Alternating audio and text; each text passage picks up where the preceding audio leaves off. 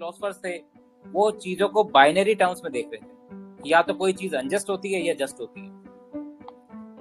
Rawls के लिए unjust वो होगा जो डिफरेंस प्रिंसिपल फॉलो नहीं कर रहा, जहाँ पे एक्विजिशन हो रहा है but only for the and benefit being the particular section. Nozick के लिए अनजस्ट वो होगा जहाँ पे इनवॉलंटरी ट्रांसफर है और अनजस्ट एक्विजिशन, और जस्ट वो होगा जहाँ पे वॉलंटरी ट्रांसफर है और इनिशियल एक्विजिशन। बट जो अमर्त्य सेन है वो कहते हैं कि जब भी हम जस्टिस को देखें तो बाइनरी टर्म्स में ना देखें, इसको हम देखें as a continuum and not as a dichotomy. Continuum talks about the range of variables that exist between just and unjust. Relativist view of justice.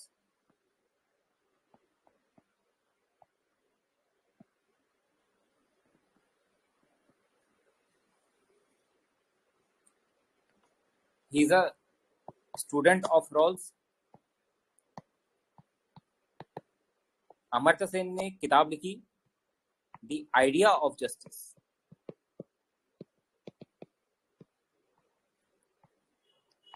Amartya Sen does not believe in making theories.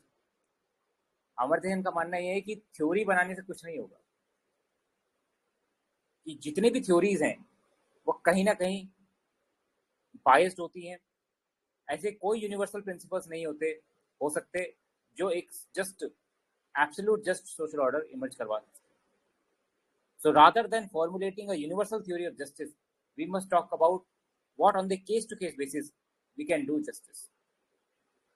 Case-to-case basis पे हम कैसे किसी चीज को just और कर सकते हैं, उस पे हमको ध्यान देना चाहिए, rather than formulating an ideal theory of justice कि भाई सबसे आइडियल थ्योरी क्या होगी, सबसे यूनिवर्सल थ्योरी क्या होगी। कोई थ्योरी ऐसी यूनिवर्सल नहीं हो सकती।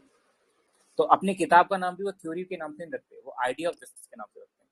And this got published in 2009. और इसमें उन्होंने क्रिटिक किया रॉल्स की थ्योरी का।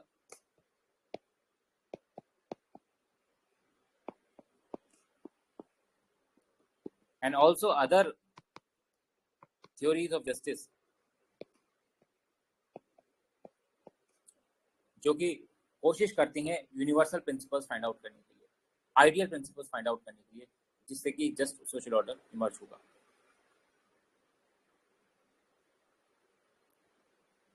अमर्त्य सेन सेज दैट जब भी हम जस्टिस की बात करते हैं तो हमको रियल वर्ल्ड इश्यूज को देखना पड़ेगा।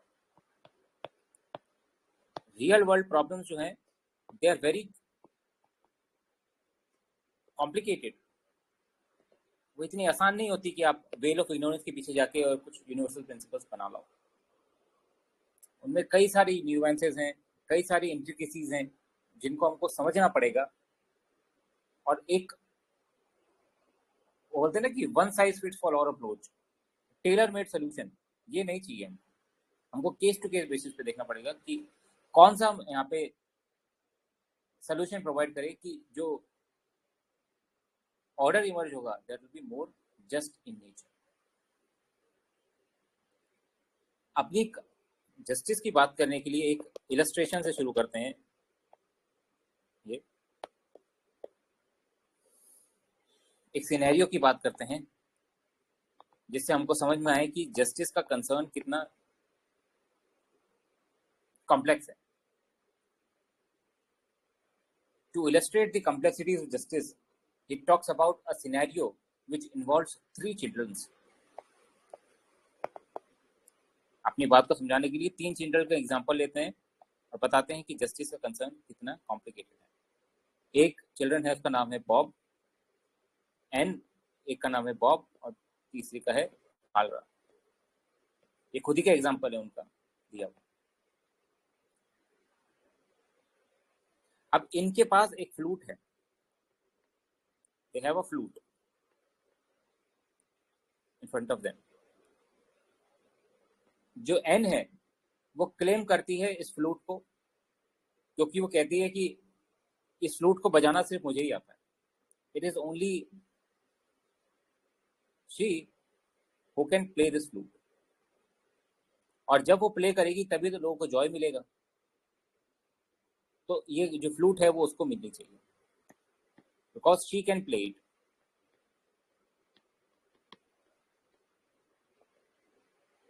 बॉब कहता है कि उसके पास कोई भी टॉय नहीं है, उसके घर वालों ने भी उसको आज तक कोई टॉय नहीं दिलाया, और अगर उसके पास फ्लूट होगी तो ये उसका पहला टॉय होगा। तो he should have a flute because he does not have any toy, any toy to play with.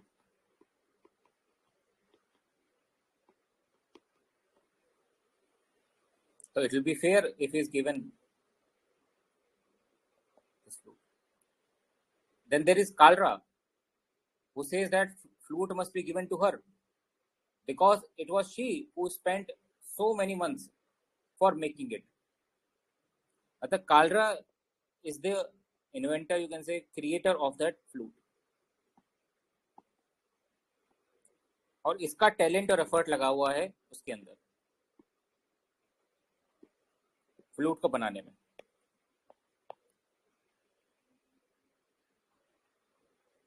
तो आप फ्लूट किसको दोगे? आप किसको दोगे फ्लूट? एन को दोगे क्योंकि वो बजा सकती है फ्लूट को, और अगर वो बजाएगी तो फ्लूट का सही यूज किस होगा?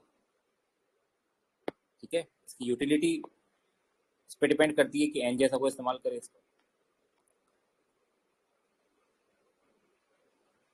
बॉब जो है उसके पास कुछ भी नहीं है टॉय, कोई बच्चा है जिसके जो बाकी बच्चों को देखता है कि उनके पास कई टॉयज हैं, उनके पेरेंट्स उसको गिफ्ट लेके आते हैं, बट उसके पास कोई गिफ्ट नहीं है। तो अगर आप उसको देते हो तो शायद आप बहुत बड़ा इम्पैक्ट कर पाओ उसकी लाइफ के अंदर, और तो यूटिलिटी उसकी बहुत नहीं होगी, बस उसकी लाइफ में इम्पैक्ट होगा। तो अगर हम इगैलिटेरियन पर्सपेक्टिव से देखें तो हमको लगता है कि बॉब जैसे किसी व्यक्ति को मिलना चाहिए, और लिबर्टेरियन पर्सपेक्टिव से देखें तो हम बोलेंगे कि कालरा जैसे व्यक्ति को मिलना चाहिए। It was Kalra who had created that fruit. तो आप बताइए आप किसको देंगे ये फ्रूट? तब ये डिबेट आपको और से समझ में आएगी। Who will you give that fruit? Sir आना को देंगे और उसके बदले कुछ पैसा कालरा को देंगे, जो कालरा का पसंदीदा है वो खरीद सकते हैं। हाँ, बट बात ये है कि आपके पास पैसे ना हो तो सिर्फ फ्लूट ही है। इस सिचुएशन में आपके पास जो चीज़ है वो है फ्लूट। आपके पास पैसे नहीं है और कोई चीज़ नहीं है, आपको सिर्फ एक ही रिसोर्स है आपके पास जो आपको देना है। तो सर कालरा को देंगे। कालरा को देंगे?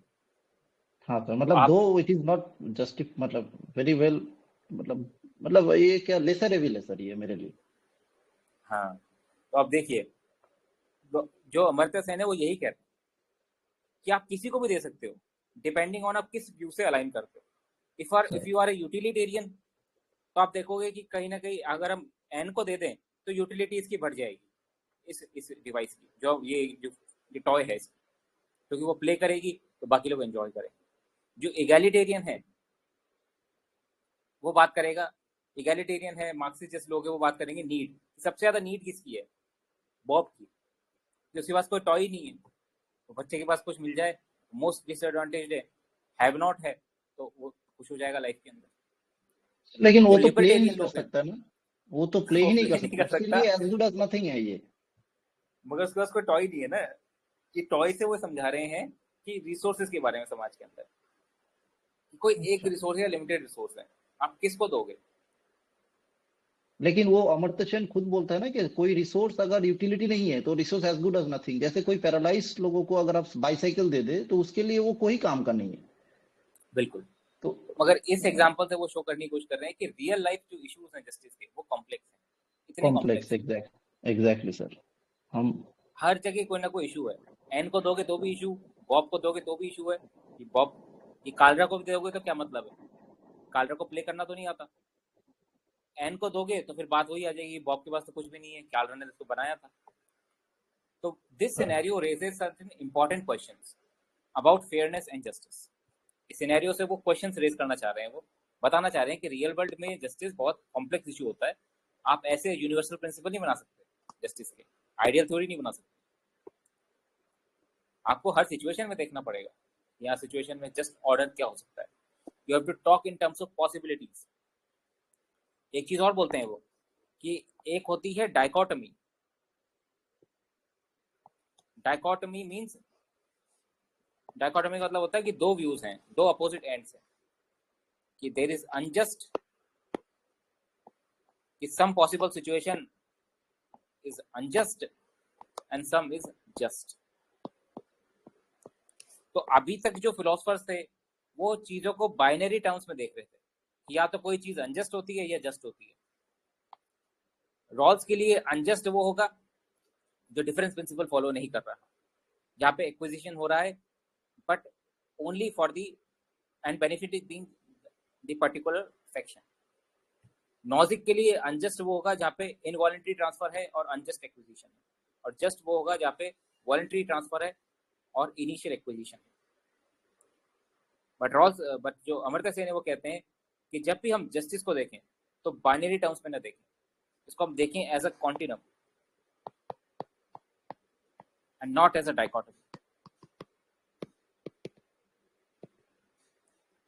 Continuum talks about the range of variables that exist between just and unjust.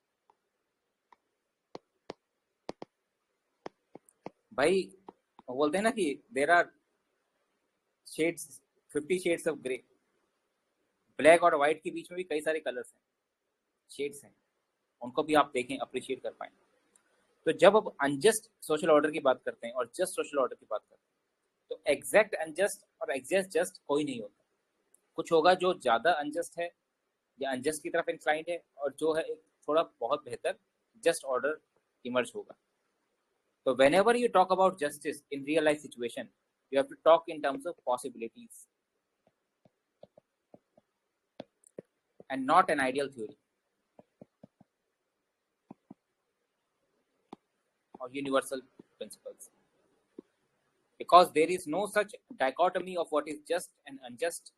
What exists is a continuum, a range of variables which vary from an extreme of unjust, which is again a hypothetical scenario, and just, which also is a hypothetical scenario. तो जब हम इस scenario को देखते हैं तो यहाँ पे सवाल खड़े होते हैं कुछ important, which are the questions of fairness and justice.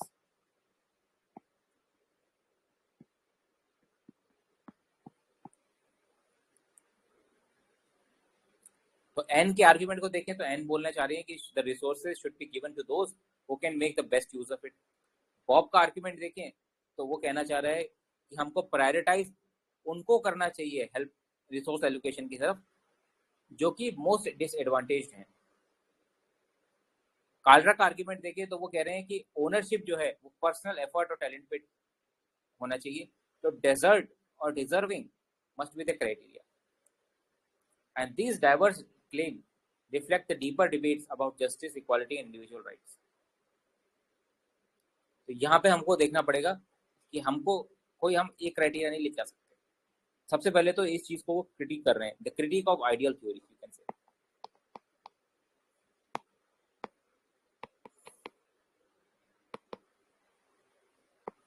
क्योंकि अमर्त्य सेन जो है वो इंडियन फिलोसफी को भी वेल स्टडीड किया हुआ है उन्होंने, और इंडियन फिलोसफी के उन्होंने बताया भी उन्होंने इन इस book argumentative Indian which got publish in 2005 कि इंडियन ट्रेडिशन जो है वो एक आर्गुमेंटेटिव ट्रेडिशन है, जहाँ पे पहले खंडन होता है फिर मंडन होता है।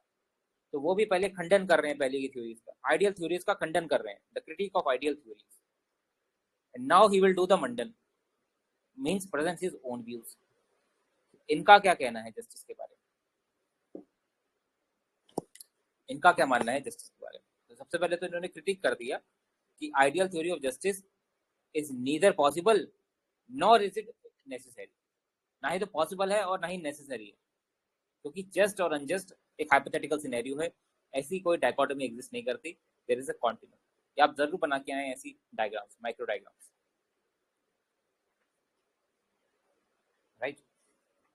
Now he presents his own view.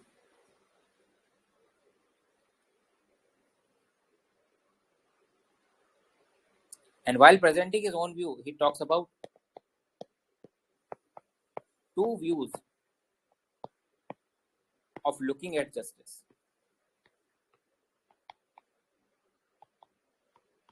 Looking at the problem of justice. First view, he says, is the transcendental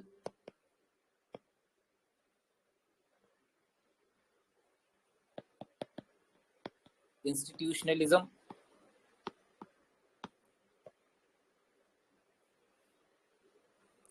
This view is concerned with ideal theories of justice. It is concerned with just institutions, principles of what would constitute a just social order. This view is also called as procedural view of justice.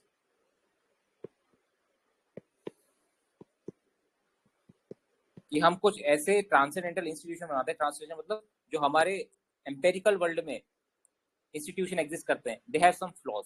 हम कुछ ऐसे अमूर्त संस्थान बनाते हैं जो कि इन flaws से बियॉन्ड हो. तो कुछ ऐसी प्रोसीजर्स हम बनाते हैं जिससे फेयर ऑर्डर इमर्ज हो. तो एक तो अप्रोच ये होगी ट्रांसेंडेंटल इंस्टीट्यूशन. दूसरी अप्रोच है जो कि मोर इंपॉर्टेंट अप्रोच है, which is realisation focused approach.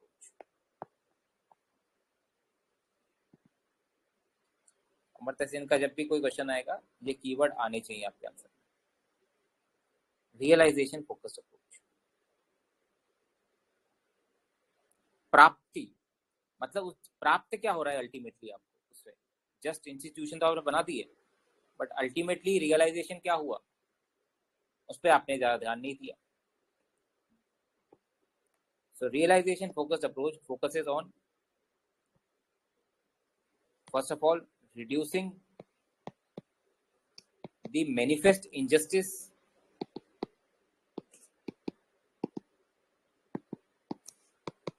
in society,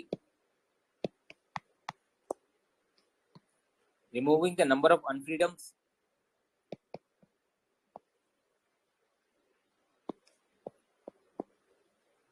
which are existing due to birth, social status,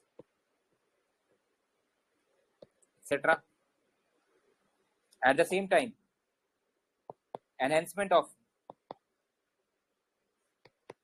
or development of capabilities of individuals to live a life that has self-worth.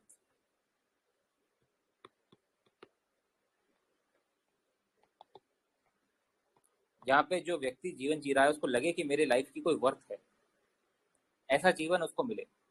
तो उस जीवन से जो काम करेगा वो जस्ट काम होगा उसके लिए, उस व्यक्ति के लिए.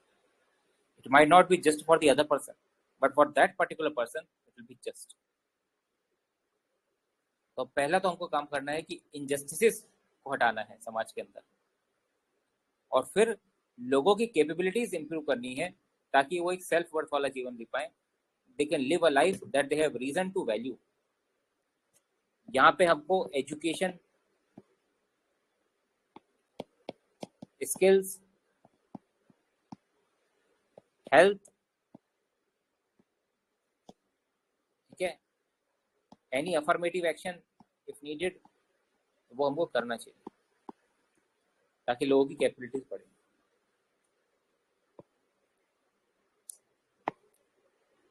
Here he also introduces the terms of नीति and न्याय. यूपीएससी पूछ चुका है नीति और न्याय के बारे में. ये तो हमने बता भी दिया कि नीति is concerned with procedural justice. You can equate it with transcendental institutions.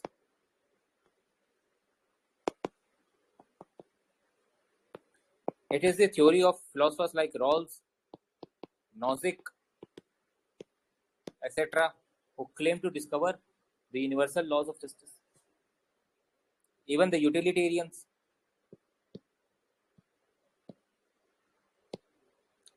And nyaya is substantive justice.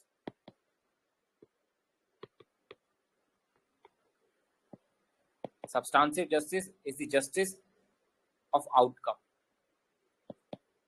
It is focused on realization.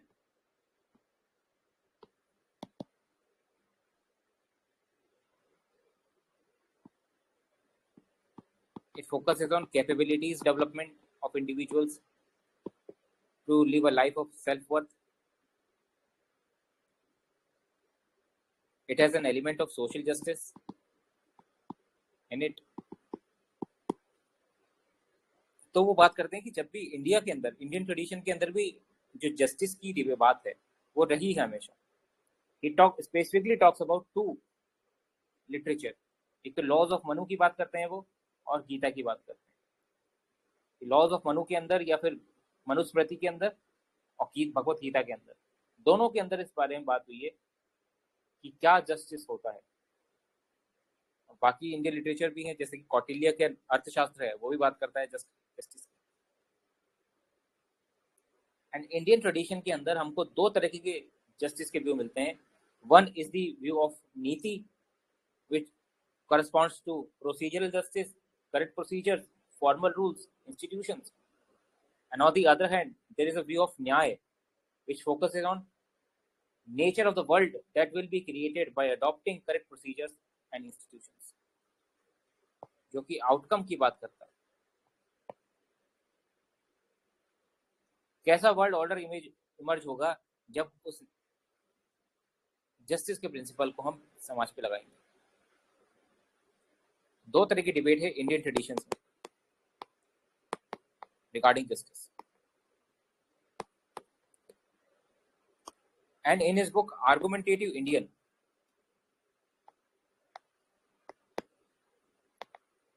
which got published before his idea of justice, जो 2005 में पब्लिश हो गई थी, argumentative Indian, he exploded the myth that Indian culture was hardly interested in the issues of social justice. West में एक view बना हुआ है कि इंडियन कल्चर जो है, इंडियन फिलोसफी जो है, वो कहीं ना कहीं स्पिरिचुअलिज्म और मिस्टिसिज्म की तरफ लेके जाती लोगों. उसका रियल वर्ल्ड से कोई लेना देना नहीं, सामाजिक न्याय से उसका कोई लेना देना ही नहीं दूर दूर तक. ऐसा व्यू है वेस्ट के अंदर. But in argumentative Indian with ample examples and illustrations, Professor Amartya Sen has exploded this myth. He has argued that there are strong philosophical Indian traditions that stresses the importance of rational argument and the ideal of justice. जहाँ पे वो मनुस्मृति की बात करते हैं, भगवत गीता की बात करते हैं और भी लिटरेचर की बात करते हैं, जहाँ पे वेस्टर्न कंसेप्ट ऑफ जस्टिस से पहले ही बहुत illuminating and elaborate view of justice मौजूद था. आपको पता है, हमने जब बात करी थी इंडिया की, हमने बताया कि इंडियन ट्रेडिशन में तो बोला ही क्या है कि वादे वादे जाए तक तो बोधक. It is only through articulation of different opinions that truth is finally discovered. Articulation of opinions, debate, discussion, dissent, these have been part of Indian tradition, but these have long been forgotten due to a past. एक past ऐसा रहा हमारा जिसमें हम लोग गुलाम रहे.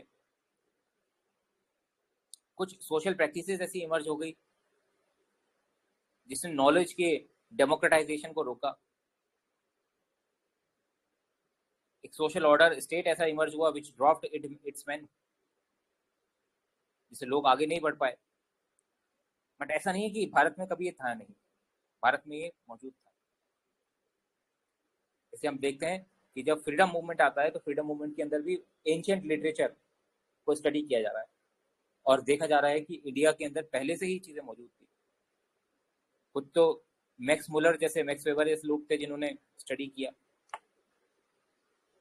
और बहुत सारे इंग्लिश लोग थे जिन्होंने ट्रांसलेट किया और खोजा एंशिएंट टेक्स्ट को. किसी ने उसको सही से इंटरप्रेट किया, किसी ने गलत से किया, बट वो मिले टेक्स्ट. उसके बाद इंग्लिश ट्रांसलेशन हुआ उसका, तो पता लगा कि भारत में भी ये डिबेट्स मौजूद थी. तो उन्होंने बोलते हैं कि जो रीजन, जस्टिस, लिबर्टी, डेमोक्रेसी, ये सब वेस्टर्न स्पेसिफिक आइडियाज नहीं है, these are the common heritage of humanity. ऐसा भी नहीं है कि इंडिया के लोगों ने इजाद की थी, ऐसा भी नहीं बोलते। रीजनेबल व्यक्ति हैं अमर्त्य सेन, ऐसा भी नहीं बोलेंगे कि भारत के लोगों ने इजाद किया। These are the common heritage of humanity.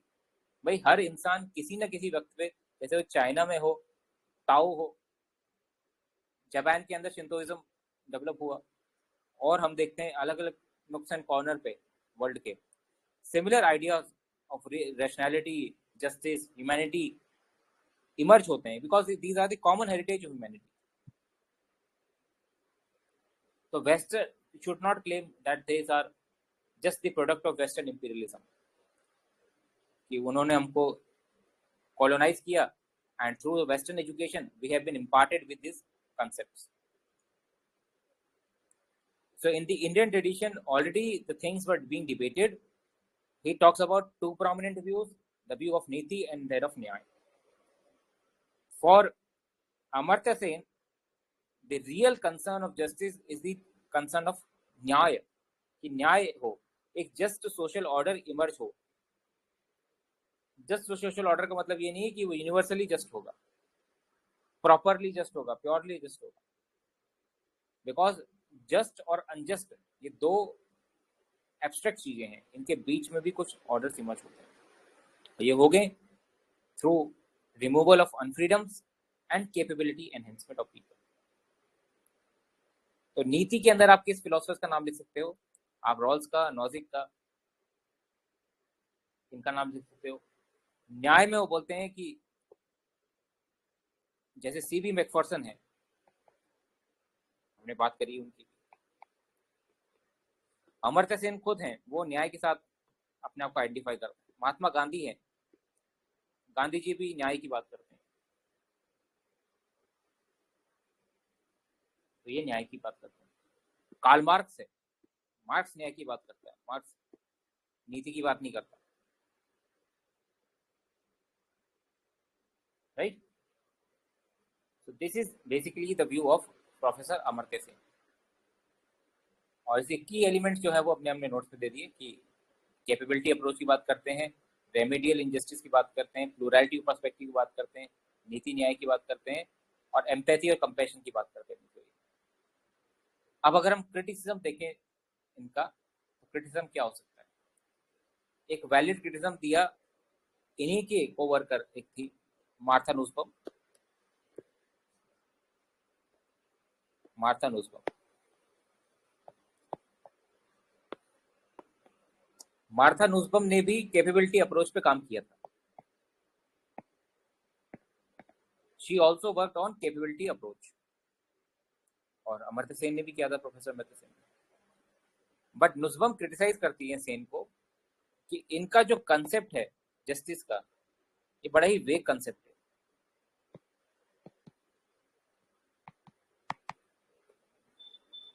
ऐसा ये कोई नॉर्मेटिव गाइडेंस देते ही नहीं है कि कैसे कैपेबिलिटी हमको एनहांस करनी है proper.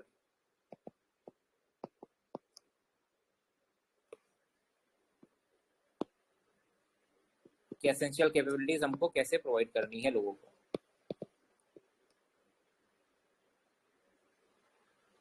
On the other hand नुसबम जो बात करती है वो बात करती है कि एक थ्रेशोल्ड लेवल ऑफ कैपेबिलिटी होनी चाहिए which should be universally guaranteed to all the people,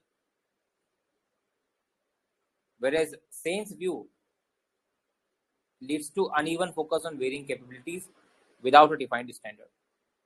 तो सेन का व्यू जो है, it does not define any standard, it lacks any defined standard of capabilities.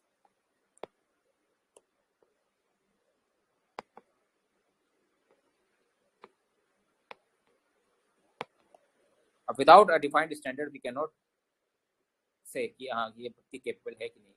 Sen ने चीजें थोड़ी ओपन एंडेड रखी, ऐसा कहना है मार्था नुसबम। उस केस में आप जस्टिस कैसे इंश्योर करोगे? Then there is also a critique of pluralism.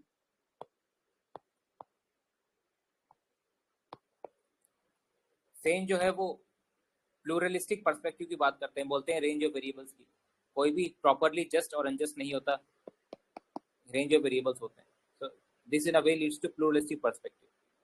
But कुछ लोग हैं जो बोलते हैं कि this view leads to moral relativism.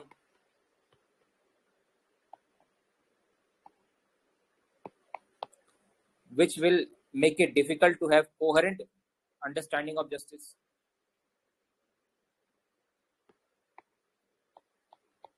मतलब जिन लोगों को एक प्रॉपर थ्योरी की आदत है वो लोग तो जस्टिस का व्यू मानेंगे नहीं, वो तो यूनिवर्सल प्रिंसिपल्स की बात करेंगे, और वो चीज़ यहाँ पे मिलती नहीं, क्योंकि सेन का साफ कहना है कि ना ही तो यूनिवर्सल प्रिंसिपल बन सकते हैं और ना ही उनकी ज़रूरत है. They are neither possible nor they are necessary.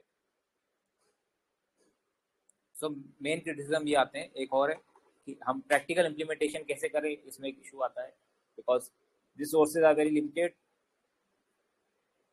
and there are things like this. However, we can, rather than criticizing his view, we must praise his views.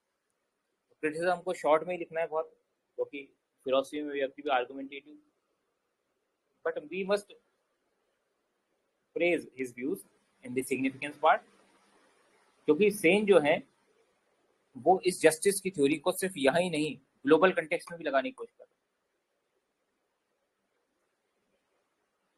He also says that कि world में भी हम देखते हैं कि there are manifest injustices happening, जिस पे कोई ध्यान नहीं दे रहा, और सब यूनिवर्सल थ्योरी ऑफ जस्टिस बनाने की कोशिश कर रहा है. जैसे एनवायरमेंटल डिग्रेडेशन है, it is leading to manifest injustice for particular kind of country. जैसे जो आइलैंड कंट्रीज है, स्मॉल कंट्रीज हैं, डेवलपिंग कंट्रीज हैं, उनके लिए environmental degradation is creating havoc because they do not have the means and methods, proper means and methods. वो सारे means and methods तो western countries के पास हैं and they are not sharing it. तो global level पे भी हम देखें, significance भी दिखाएं.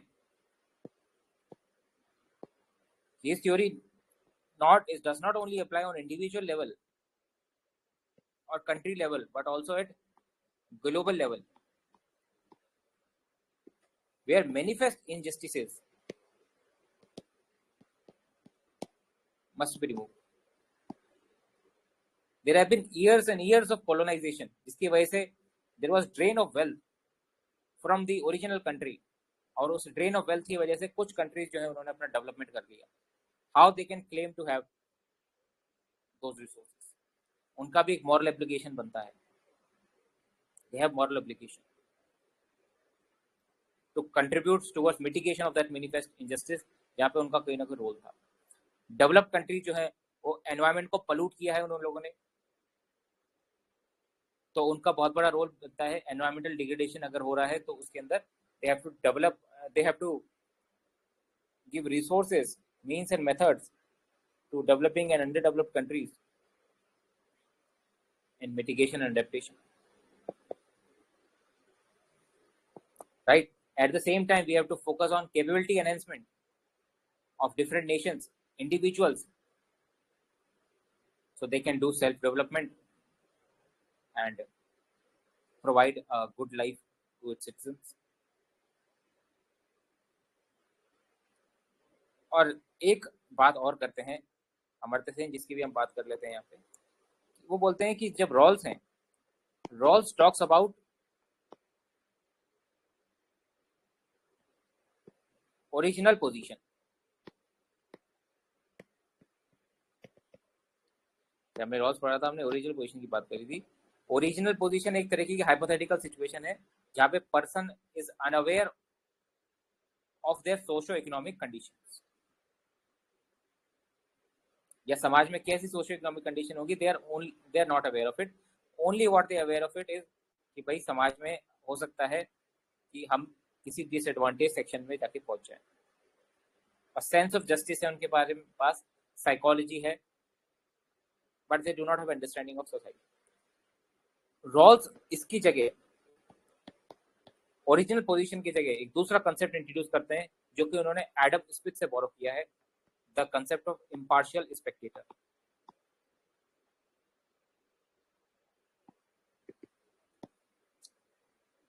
He says that an impartial spectator is better than original position. क्योंकि original position तो possible ही नहीं. We can never abstract ourselves from the socio-economic condition that we are living in. But what we can do is we can become impartial spectator.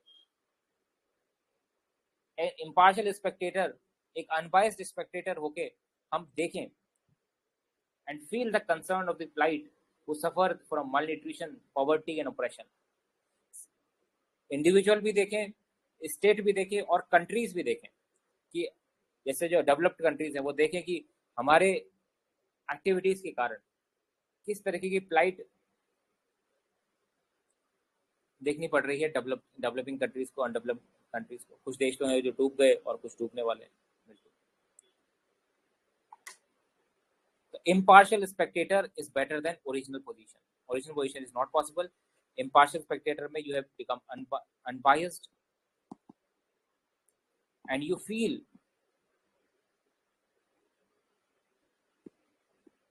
for what you feel. Impartial हो आप, you do not have any bias for any person. जब impartial होते हो जो दुखी हैं उसका दुख दिखेगा आपको।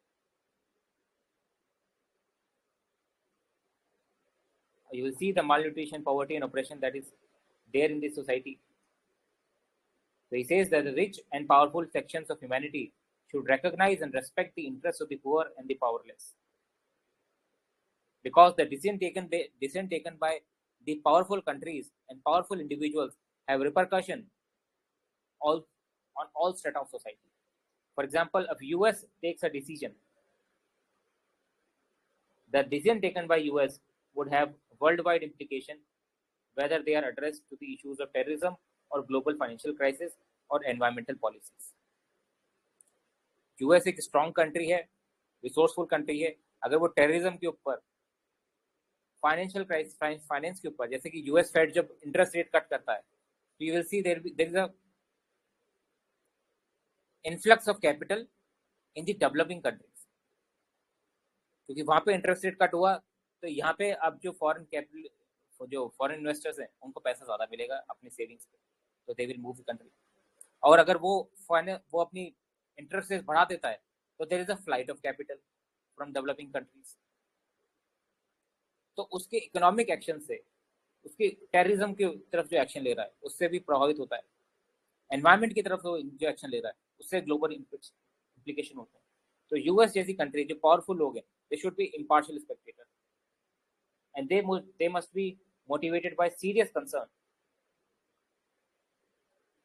with the conditions of those who are at the receiving end.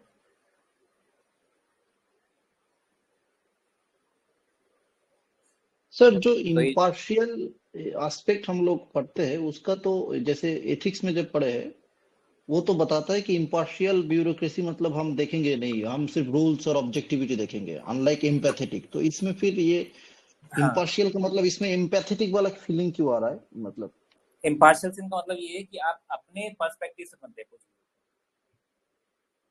इनका कहना है ओरिजिनल पोजीशन तो पॉसिबल ही नहीं है सर। चाहते रॉल्स भी यही थे कि कुछ ऐसे प्रिंसिपल्स बने, कोई ऐसा वर्ल्ड व्यू बने जहाँ पे लोग अपने नैरो व्यू से ना इन्फ्लुएंस हो पॉलिसीज बनाते वक्त, बट एक यूनिवर्सल, एक फेयर प्रिंसिपल्स बनाए।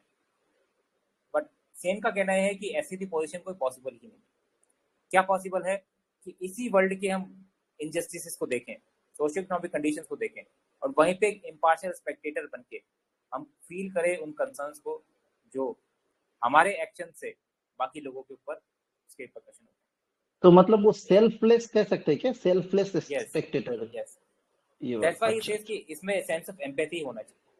हाँ, तो सेल्फलेसनेस आ गया क्योंकि मेरे बारे में नहीं सोच रहे। ओके, लेकिन एज अ विटनेस के तौर पे आप देख रहे हो चीज़ों को, तो आप फील करोगे कि यहाँ पे अनजस्ट हो रहा है। मतलब आपको पर्सनल लेवल पे फील हो जाएगा ये चीज़। यूनिवर्सल थ्योरी आप कोई नहीं बना सकता, यूनिवर्सल थ्योरी को मानेगा भी नहीं, इनका कहना ये है। सर, एडम स्मिथ का थ्योरी है क्या? एडम स्मिथ का? हाँ, एडम स्मिथ का। लेकिन वो उसके बारे में तो वही पढ़ा था कि वो सिर्फ वही करता है कि मार्केट डिसाइड करेगा। हाँ, कैपिटलिज्म का एकदम प्योर फॉर्म पे बताता था। ये पता नहीं था सर ये वाला।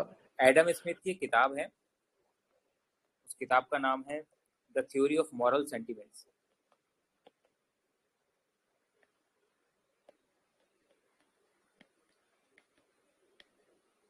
This book was published in 1759. The theory of moral sentiments. और इस वर्क को अमर्त्य सेन ने पढ़ा and he appreciated this view कि इस व्यू से हम ज्यादा फेयरनेस की तरफ जा सकते हैं as compare to original position.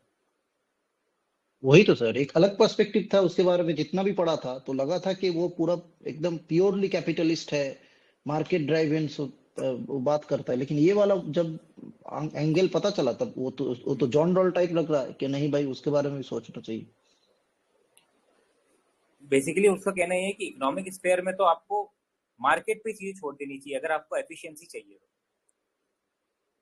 Adam Smith का कहना यह था कि अगर आपको मार्केट में एफिशिएंसी चाहिए, रिसोर्स का प्रॉपर यूटिलाइजेशन चाहिए, तो let it be largest fair system. But largest fair का मतलब ये नहीं कि इंसान एकदम इनह्यूमन हो जाए, इस चीज को देखे ही ना कि मेरे एक्शंस का क्या रिपरकशन हो रहा है। ये बात है। So this way we can conclude Professor Amartya Sen.